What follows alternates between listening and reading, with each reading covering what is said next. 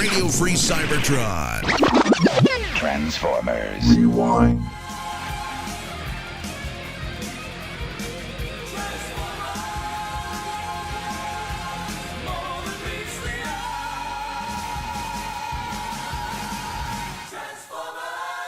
This week on Transformers Rewind, it's Roll For It.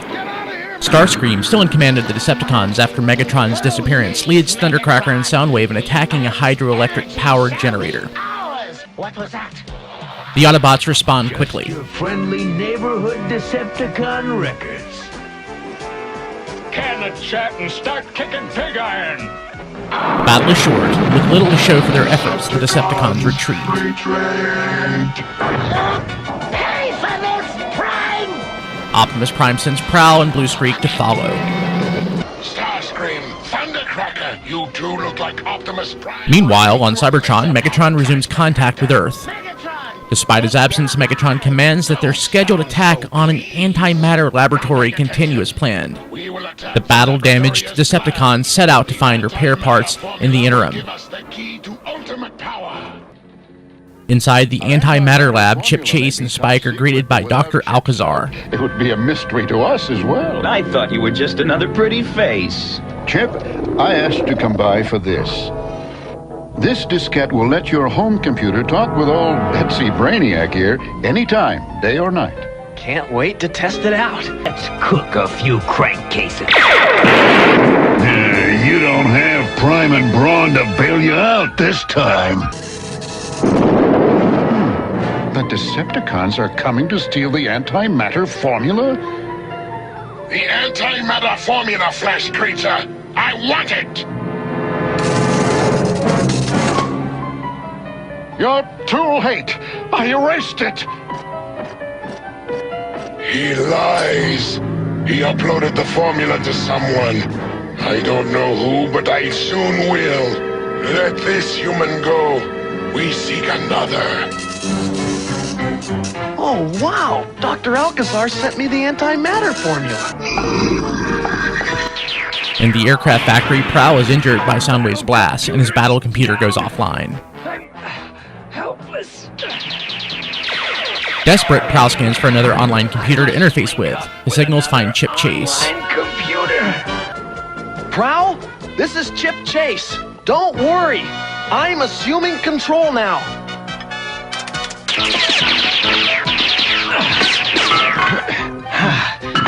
Well, you sure had me execute a fantastic move, Chip. Oh no, Decepticons. Chip memorizes the antimatter formula and destroys all evidence. There's no way the Decepticons can learn to make the antimatter.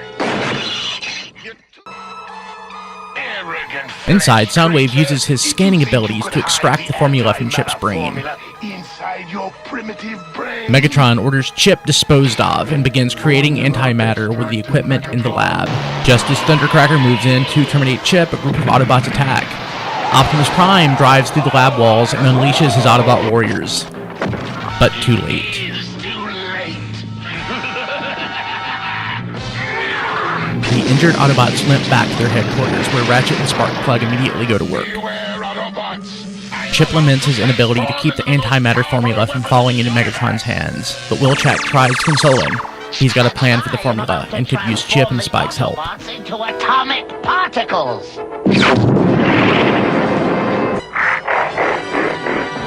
At last, the extermination of Optimus Prime! Okay, Prime, let's hit it. Help! Get the antimatter gun!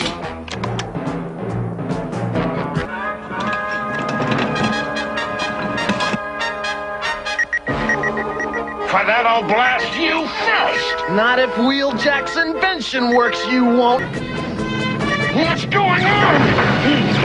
Megatron orders a retreat, and in the exit, cites Chip as the reason for the Decepticon defeat. I am? I did? Really? You sure did.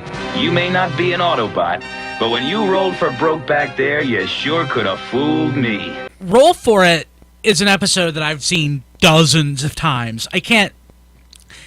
When I think of Generation 1, specifically Season 1 and Season 2, a Roll For It is always the episode I go to.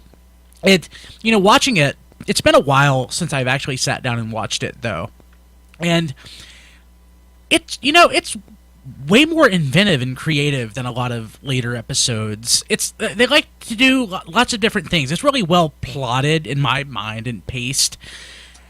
Except for the whole, genius kid trope, which we see later on throughout Transformers. But why is it that he gets no introduction? I know. It's like, this is weird. He Spike's buddy. Presumably, it's called Roll For It because Chip is in a wheelchair. No. Okay? Because, like, the final line of the thing is, Mumbles is, "Oh, you rolled like an Autobot." I'm like, okay, that's fine, I get that. But I think it's actually to the episode's credit that, although this is, the whole episode is essentially written around Chip. It is Chip's introduction episode, but they never at any point go, "This is my friend Chip, Optimus. He's here to do science." They never actually bring him in like that. But it's to the episode's credit that he just happens to be in a wheelchair. Yes. It's not like, here is the science boy, and the Autobots go, "Oh, what is wrong? Are your lower mechanical digits immobilized?" Or, something like that. And then they have to go, and Ratchet will offer to fix him or some crazy dumb shit like that. But they don't. They just go, really genius kid who saves the day, not even despite the fact that he's in a wheelchair, is in wheelchair and saves day. Wheelchair irrelevant. Yeah. Which is really good. In the very next episode, no one's ever disabled as long as he has courage. And I'm like, oh, way to completely pip it to the post. No, you wouldn't. I can't watch this episode now without thinking back to that Dr. Smooth video. Yeah. That Dr. Smooth video has completely ruined early G1 for me. Chip. What happened in the video? I didn't see that one. I don't feel like it's a good idea for me to go into details explaining this. Okay, good. But this episode, if you just check YouTube, you can find it. But this episode, it introduced Chip Chase, and he plays a central role. He somehow help this professor scientist create an antimatter device. But they do, like I said, like you do. Yeah. I know several high school kids who, have the time to help out major laboratories and people with, like, doctorate degrees in particle physics, to sort of help them figure out them antimatter particles. But he through Chip, they do one of the neater things I thought that actually ever happened in the first couple seasons of Transformers. It makes no sense, but when Prowl and Blue Streak are fighting the Decepticons in the hangar, Prowl is injured. His battle computer is damaged. Nonsense. No. I know. I love it, though. A minute here, all right? Because this is a point I wanted to bring up. How stupid is that? My battle computer is broken. I am going to lend access to my body and weaponry to a random person that might happen to be using the internet right now. I love that. I love that, internet in 1984.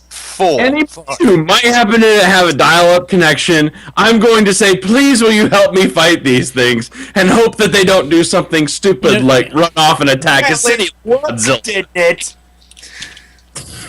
Yes. But the only person that had something more than a 3 kilobyte modem, which was Chip Chase, because Chip Chase really loved his porn.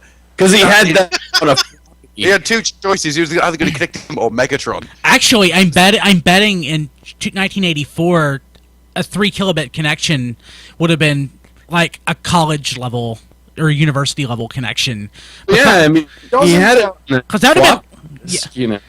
Doesn't Machine Wars Prowl's bio say something about how he's able to process terabytes of information? Oh, man. Yeah, well, it's not that unlikely, is it? That he can run off of 56K? But Chip Chase is just sitting there staring at the computer burning away in the corner of the room. This was a bad idea. This is the only thing Prowl ever does in the G1 cartoon. He never does an episode to himself. And he never does anything except occasionally put a battle plan together. Like, this is the only time Prowl ever does anything of note in the cartoon. Other than die. Well, And die. Yes, he But did do that later. okay, but I think the dialogue between he and Blue Streak, like, it's really strong for me. Like when they're jabbering back and forth before they fight the Decepticons. But if Skywarp for some reason tells them that Prime and Brawn aren't there to bail them out, I like the idea that Brawn's a little badass. But it's Brawn. He's little. He's kick your ass, sucker. Dude, Yeah, dude, Brawn- he's strong, yo. Just watched season 1. Like, Braun is like next to Bumblebee. Dude, did you? In this very episode, he threw Optimus Prime as he drove over him. Yeah. Braun I mean- gets tons of stuff to do in season 1. Yeah. Braun gets like an episode to himself. And Braun's one of the stars of Fire on the Moon. He's one of the main team of guys in the Ultimate Doom. Braun's awesome. But I just talking smack about Braun. but the thing is, he's okay. So I'm putting myself in the mind of a Decepticon. I'm awesome. I'm a Decepticon. Brawn's a little shrimp. Why would I give him credit by telling Blue Streak and Prowl that Brawn's not there to bail them out? Unless already their nonsense in the episode once.